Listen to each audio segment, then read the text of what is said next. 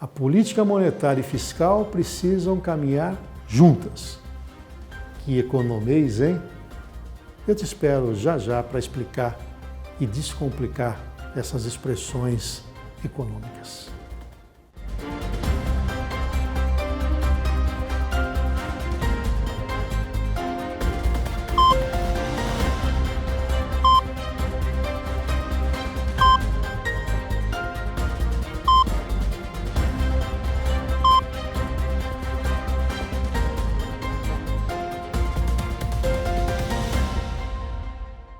Bom, eu trouxe esse tema da política monetária e da política fiscal para explicar este momento que o Brasil vem vivendo. Você acompanhou todo o tensionamento do mercado, começou lá com a questão política, mas há uma discussão de que o governo vai furar o teto de gastos, que esse teto foi votado lá atrás, no governo Temer, quando o Meirelles era o ministro da Fazenda, não era o Ministério da Economia, e ele, para acalmar o mercado, dar previsibilidade, dizer, olha, nós não vamos entrar em aventura fiscal, estabeleceu o teto de gastos, que, por sinal, é praticado em outros países como os Estados Unidos. Como é que é isso? Num primeiro ano fez o ajuste e falou, a partir de agora, reajusta os gastos do governo no máximo o que aconteceu com a inflação, ou seja, corrige só o valor nominal, não tem crescimento real. E a gente vem praticando isso nesse período. O que aconteceu agora? Veio a pandemia, bagunçou as coisas e há no horizonte o aumento do Bolsa Família, que terá um novo nome, que é Auxílio Brasil. Claro que a leitura pode ser, olha, isso aí favorece o governo Bolsonaro. E é verdade. Vale lembrar que a popularidade do Bolsonaro era muito elevada quando o auxílio emergencial chegou para aquelas famílias, né? Elas podiam escolher entre o Bolsa Família e o que recebia do auxílio emergencial e optou por isso, e tinha os invisíveis que foram cadastrados. Quando cai o valor, essa popularidade do presidente também cai. Conclusão, nós temos um problema muito sério que é o lado do populismo de Bolsonaro e o lado técnico que o Guedes tem que colocar.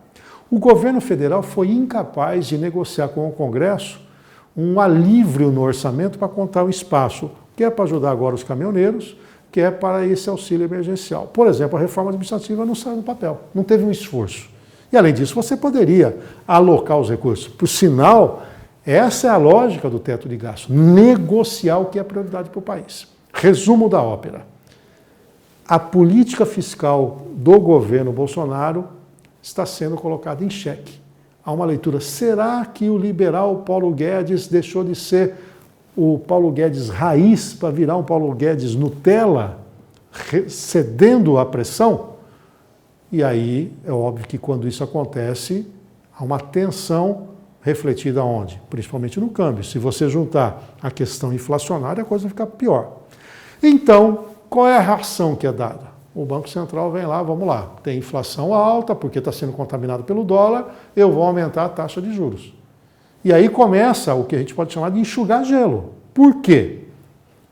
Ora, se continuar a tensão no cumprimento orçamentário, no teto de gastos e na política fiscal, inclusive sem implementar a reforma tributária, toda hora você vai ter que aumentar os juros para compensar isso. E fica aquela coisa do cachorro correndo atrás do rabo. E não faz o menor sentido. Então, essas duas políticas, elas precisam estar juntas, simultâneas. Eu diria até que a política fiscal dá o pano de fundo para que a política monetária seja mais rígida ou mais frouxa. E nesse momento, insisto, está sobrando só a política monetária. É muito ruim. Por quê? Política monetária mais restritiva é impedidora, por exemplo, de maior crescimento da economia. Os agentes econômicos se retraem. O rentista quer aplicar o dinheiro, adia consumo, e o consumidor que não tem dinheiro adia o empréstimo para comprar bens e serviços. Também retrai o consumo e impacta diretamente no crescimento econômico. Tanto que o mercado já projetou um crescimento abaixo de 5% para esse ano, já refletindo essa questão. Então, qual é a saída?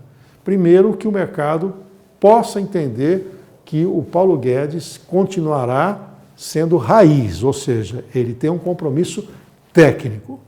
Segundo, que o governo agora foque naquilo que é essencial para a economia, entre elas as duas importantes reformas, a administrativa e tributária, e que daqui para frente não tenha nenhuma aventura fiscal adicional. Se isso acontecer, o câmbio fica mais comportado, contamina menos os preços e à medida que a economia, principalmente os ofertantes, voltam a operar numa normalidade, a inflação cai e com ela os juros não precisam se elevar tão fortemente. No cenário atual, nós podemos dizer que o ano que vem a taxa de juros do Brasil vai se aproximar em muito de 2 dígitos, o que seria um retrocesso. E, insisto, compensando a incapacidade de ter uma política fiscal austera.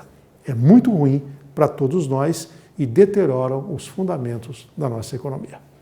É isso. Espero que você tenha entendido esse economês todo. E aproveito para fazer um convite para você assinar o meu canal e compartilhar esse vídeo com quem você quiser.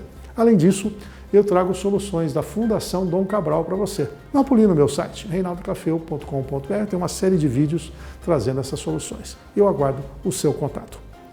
A gente se encontra no próximo. Até lá!